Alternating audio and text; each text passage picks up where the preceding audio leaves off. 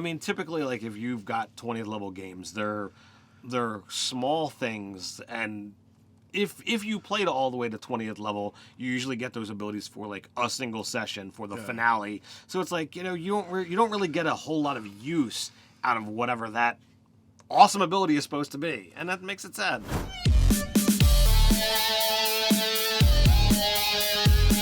I'm Nerdarchy Ted. And I'm Nerdarchy Dave. Welcome to Nerdarchy, for nerds, by nerds. All right, we got a lot to talk about today, so I think this is going to be a long one. It might be. We're going to be talking about the latest playtest packet for One D&D. It is the experts, and we were kind of late last month, so we're trying to get on the ball this month and get the content out faster. Ted was at D&D in a castle, so we lost some time there. Yeah, sorry. And we just moved a little sluggishly, so we're going to dive into it today, and we're going to be starting off with the character class groups, how they're grouping them now. So this is kind of an amusing concept because this is how it was initially done way back when. Yeah, in AD&D, right? So we've got 4 different groups, and I'll go over what they are real quick. You have the experts, which is your bard, ranger, and rogue. You have mages, which are sorcerer, warlock, wizard. Priests are your cleric, druid, paladin. Warriors are barbarian, fighter, and monk. And the thing that I really like about these groupings is the fact that if you get a new player at the table and you could be like, what type of character would you play? Mm-hmm. And you give them these 4 choices. They pick one and they go, okay, well, from those 4 choices, we have these 3 choices, right? So it really pairs down nicely, and it makes it a nice introduction to the game. Absolutely, and I'm happy to see that Monk is kind of linked into the martial classes, because to me that kind of opens things up to oh, well, that means they could step into the fighter style things. Yeah, maybe. We'll see. We'll have to see where they go with it. Next up is they've lowered the capstones and replaced the old capstone abilities that we'd get at 19th or 20th level with epic level boons. Yeah, so every so far it looks like every class gets 20th level. They get an epic boon feat, which is a whole separate category of feats that has a prerequisite of being 20th level and, offers some amazing abilities and powers. Some of them offer amazing abilities and powers, and some are mess. Some are per rest you can automatically hit, and okay, well that's. You can turn a miss into a hit. There's one for melee and there's one for ranged. Yeah. But those things reset on an initiative roll, a short rest, or a long rest. Yeah. So I mean, they're not fabulous, but there's some other ones that are really, really good. But it's nice too, leaving epic boons aside, right? It's a new category of feats. It's one of the few feats that doesn't increase your stats. Lowering your capstone ability for your classes is awesome because no one plays at 20th level, so those epic boons don't even mean anything anyway for most of us, right? Because it's so rare. I mean, typically, if you've got 20th level games, they're small things, and if you played all the way to 20th level, you usually get those abilities for a single session for the finale. So it's you don't really get a whole lot of use out of whatever that awesome ability is supposed to be, and that makes it sad. Yeah, so moving on, we have eliminating the bonus action tax, and this is something in a lot of our character builds that comes up all the time when we're discussing it. Some character builds are so much harder to implement because you have so many things to do with your bonus action, and to get to your maximum effectiveness, it takes 3 rounds, right? Now, this isn't something that's been specifically called out. It's just in different places in the rules, you can see where they're eliminating the need to use a bonus action, and Jeremy Crawford specifically called it out in the Ranger video, and basically he just said what I said. It's we want you to be able to do the awesome thing, but if you want, for the Rangers, for instance, if you want a Hunter's Mark and an attack with 2 weapons, you can't do them in the same round. Right. Or, God forbid, you're playing a Beastmaster Ranger of okay, well, I Hunter's Mark the dude, and I fight. Then the second round, I'm, commanding my beast to attack. Third round, well, do I command the beast to attack or do I make an offhand attack? It's difficult. Rangers frequently are 2-weapon fighters. It's kind of built into the nature, but you can't make an offhand attack and use your animal companion in the same round, and that sucks. Barbarian has the same problem with rage. Rogue has the same problem with cunning action. Right. So another thing that we feel kind of needs to be mentioned is going to be the sneak attack. And this is one of those things that I think is going to hit like its own sneak attack to some people.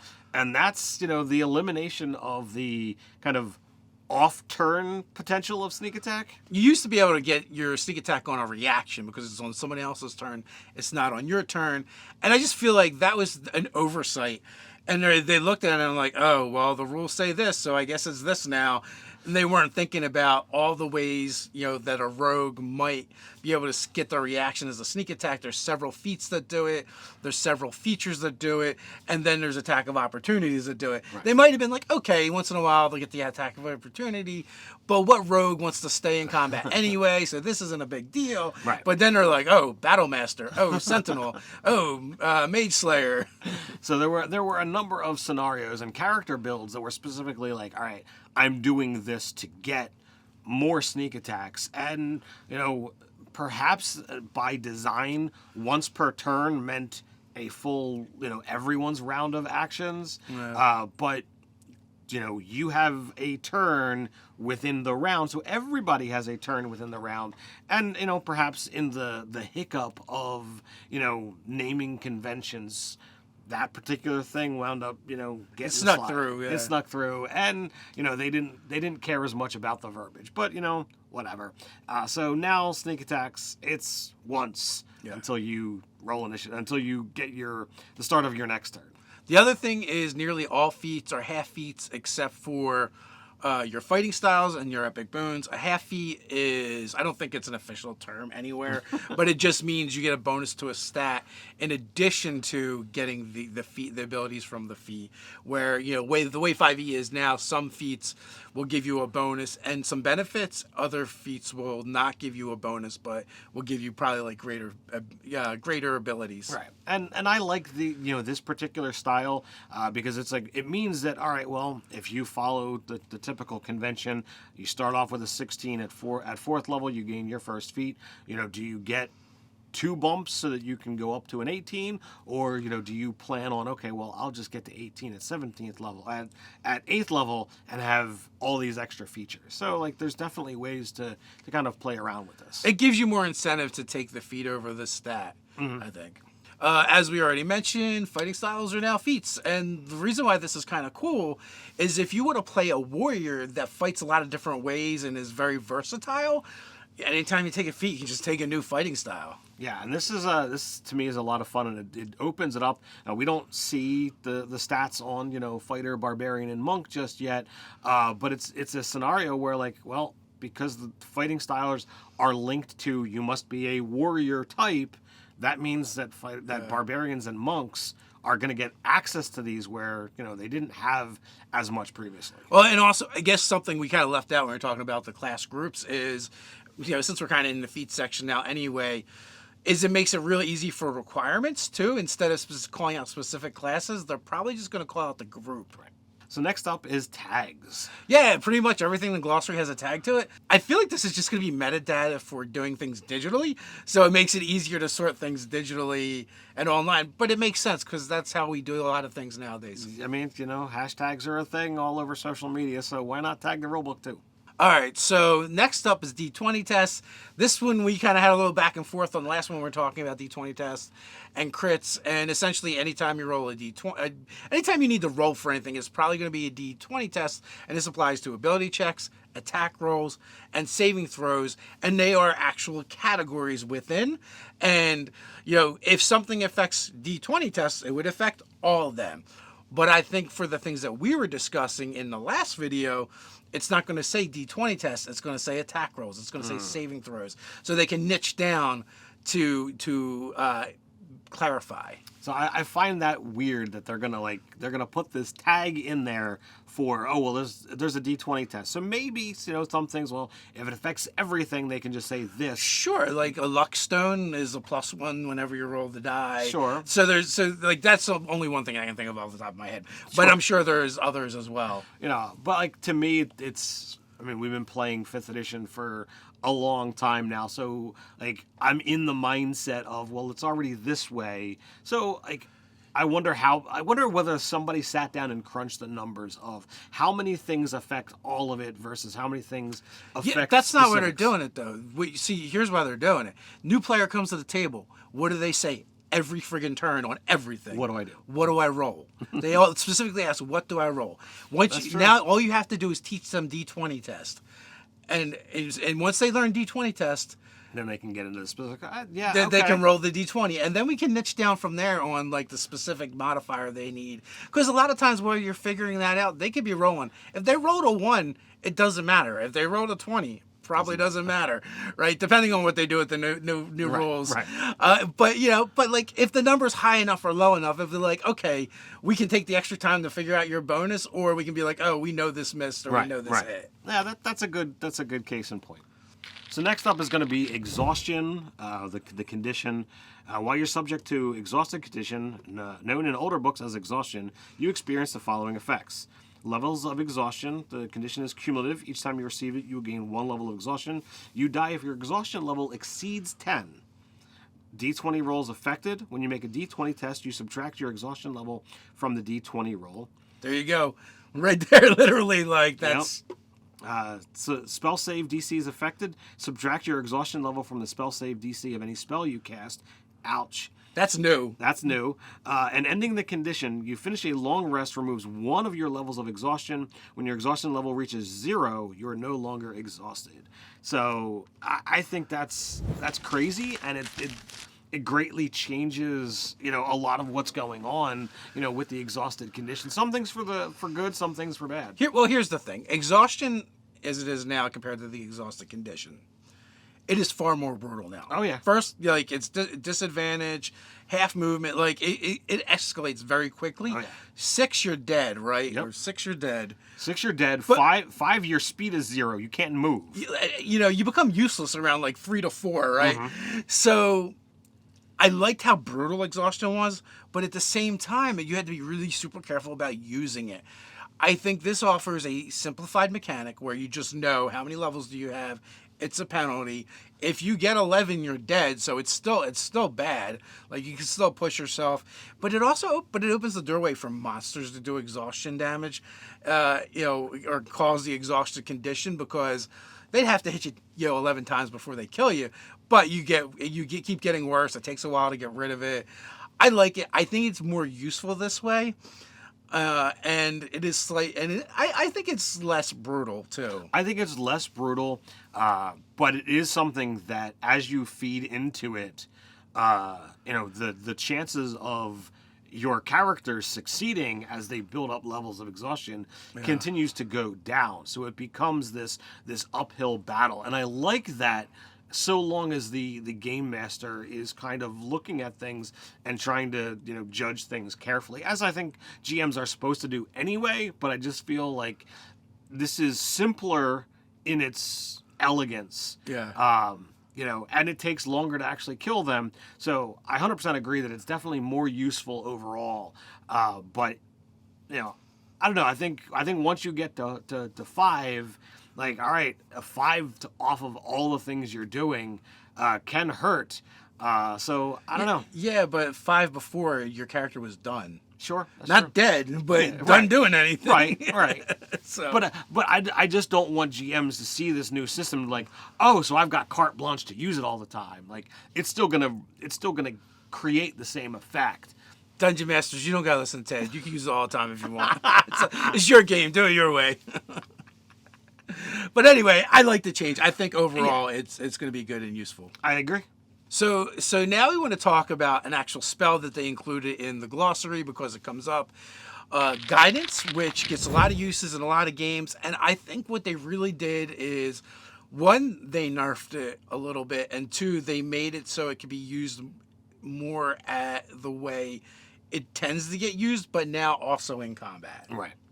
So it's going to use your reaction. So when somebody fails an ability check, you can use your reaction to offer guidance, give them a D4 on it, but you're only going to be able to do it once. You can only be affected by the spell once per long rest, which like I've seen players just use guidance on every single little thing Yes. that they do, and it does get a little exhausting. And whether it's happening in your games or it's happening in streams, it's like, okay, all right, I get it. Really?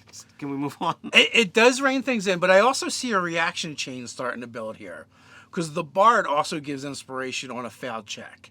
Which, I mean, it's kind of cool because, you fail and the cleric's like, reaction guidance, roll a die 4, DM, still fail. Bard, bardic inspiration, roll, whatever the die is, and then you either pass or not. Right. So you can still get those chains going on, and I think it's still kind of cool. But also, you're using a lot of resources to do it. Sure, but to me, I actually like that in that sequence that it's happening after the fail. Yeah. So you can only do so many things. So whereas a lot of times, it's like, oh well, We'll have. I know where you're going, so let me throw this out go there for real it. quick. In a lot of our games, you'll have an instance where you're like, we're trying to smith the ultimate whatever, right? This is like something that came up, and the bard's like inspiration. The other caster is, enhance ability, and then someone else is like guidance, right? And then you get this, roll, and it's like a 40.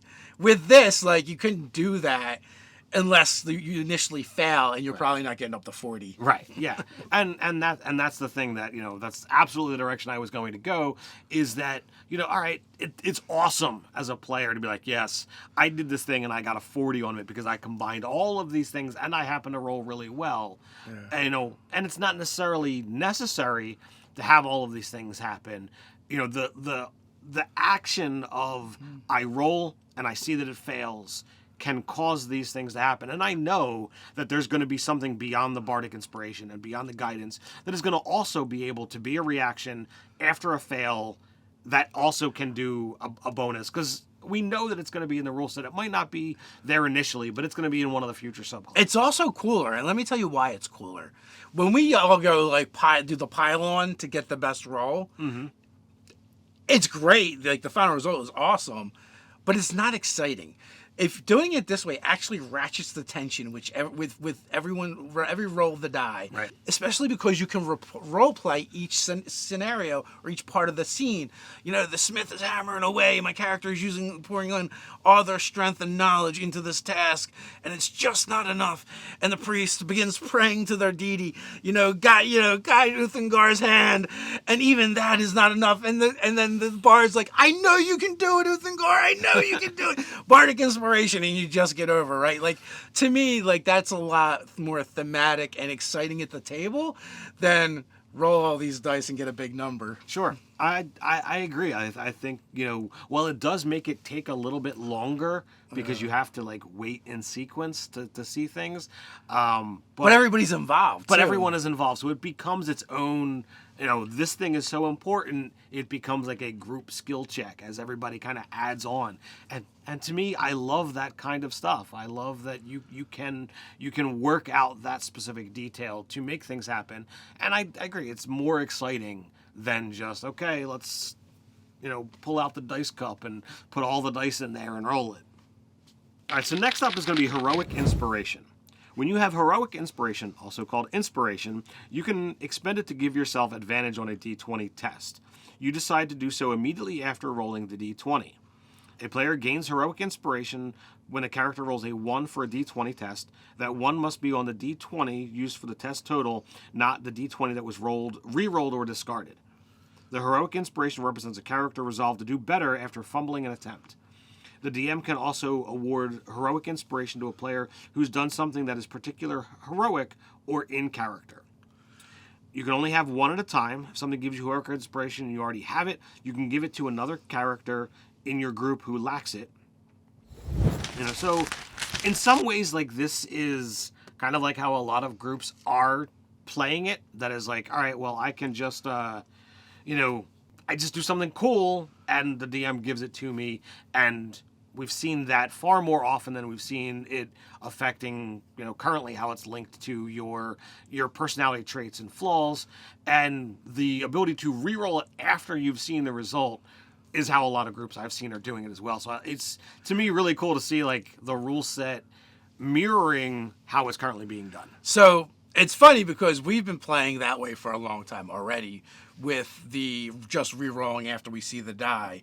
So much so that I forgot that's actually how inspiration works. I was playing safer dice, and I was like, oh, I rolled bad. I was like, I want to use my inspiration. They're like, you can't do that. It doesn't work that way. Like, what do you mean it doesn't work that way? Very rarely have I called inspiration beforehand. Like, that should still be an option, and the reason why is it's good for the rogue.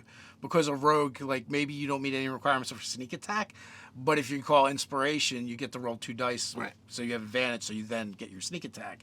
That's the only thing I can think of, but maybe they're like, rogue, you get enough ways to sneak attack, forget it. I like the idea of when you roll 1, you get an inspiration, but also that you take it, there's a step, they take it a step further. Not only do you get it when you roll that 1, but you have to keep the 1.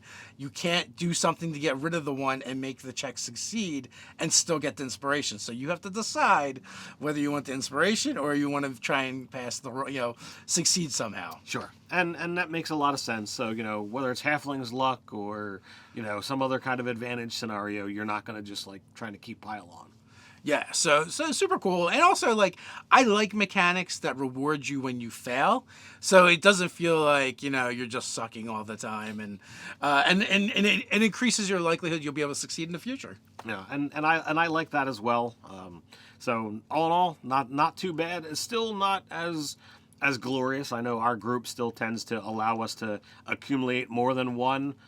So we'll have to see, when we get into playtesting One D&D as to how we're going to do Well, it is nice in the sense, though, even though you can't accumulate it, you can give it to another player. Right. So this way there's less chance that it gets wasted. So there's that.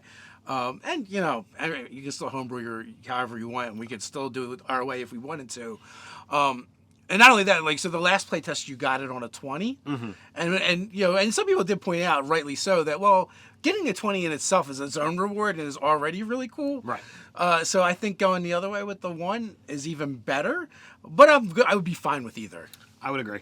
All right. So next up we have the light weapon property. When you take the attack action on your turn and you attack with a light weapon in one hand, you can make 1 extra attack as part of the same action. The extra attack must be made with a different light weapon in the other hand, and you don't add your ability modifier to the attack's damage. You can make this extra attack only once on each of your turns. For example, if you take the attack action on your turn and you have a short sword in one hand and a dagger in the other, each of which has the light property, you can make 1 attack with each weapon, but you don't add your strength or dex modifier to the damage on the second weapon. So that whole conversation we had about the bonus tax or bonus action tax, that's it, right? They're trying to eliminate it so you can do all the cool things and you don't have to choose from round to round. That's why we wanted to call that out. I thought that was important. I don't know how this is specifically going to work, with other things, but when you look at it as, I'm playing a ranger that's, beastmaster, they're still going to be able to command their beast to attack because they don't use their bonus action. Mm-hmm. But if you also link in, fighter and you action surge, it's only once on each of your turns that you can get that offhand attack. So it would still mirror the way we are currently doing it, that you would still get one offhand attack, but when you action surge, you're still going to get your extra attack actions with your primary hand. So it still syncs up. They've just made it a little bit more connected, but it's not going to work if you're, doing the current thing of, I fight with 2 big weapons because you've, gone through your feat tree to get there. Yeah, well, that is the downside to 2-weapon fighting, because that kind of connects to the light weapon. Right. Right now, we don't currently have a way to fight with 2 longswords, 2 battle axe, longsword, 2 warhammers, which makes me a little sad. But maybe they will make it a feat tree where you have to take 2 feats in order to get to the bigger weapon. And like right now, that's okay. I don't have a problem with it, because in order to get the most out of it in the current rule set, like, you need the fighting style and the feat. So, I'm okay with it. Well, that's still going to exist. It's still going to be the fighting style if you want to do the extra damage. Mm-hmm. And it works exactly now. It's just there's no bonus action required now. But there won't be a bonus action required. There is one now. Now the way it's worded with the feat, you can use the 2 weapons, and there are some benefits to having that second weapon. It's just that you can't use the 2 bigger weapons. So you're still going to want the fighting style. Sure, absolutely. So finally the other thing is long rest. It used to get half of your expended hit dice back on a long rest. That doesn't work anymore. You just get them all back. So I don't know if they did it because it's just simpler math, or if they did it because maybe they're going to use hit dice for more stuff, is what I'm hoping.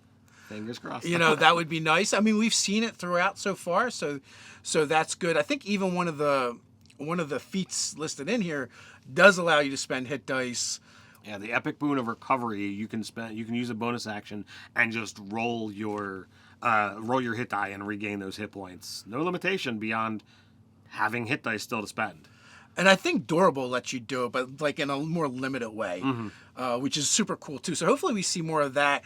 Yeah, if the resources there, use it. Press the players, make them use these resources. Yeah, that would be awesome. Yeah, I like what I'm seeing so far. There's definitely some things that make me go but we'll see how things go as we get further and deeper into this playtest. And always we have to look at it. It's playtest, so if there's something you don't like, respond to that survey and let them know. Be polite, of course. It's playtest, and they understand that as well.